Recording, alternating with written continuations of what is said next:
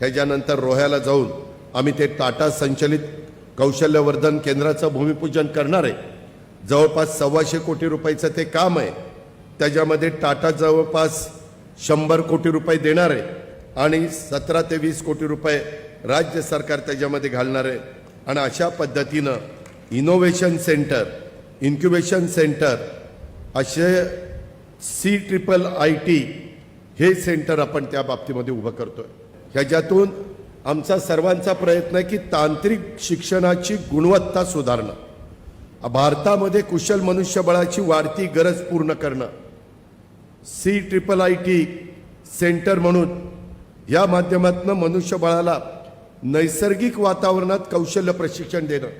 आता रोह्याला आम्ही जे सुरू करतोय त्याच्यात तुमच्या भागामध्ये जी इंडस्ट्री आलेली आहे त्या इंडस्ट्रीवाल्यांना आम्ही विचारणार कशा प्रकारची मुलं आणि मुली ह्यांचं ट्रेनिंग किंवा त्यांना आम्हाला त्या बाबतीतले कोर्सेस देण्याची गरज आहे आणि ते कोर्सेस तिथं शिकवले जाणार।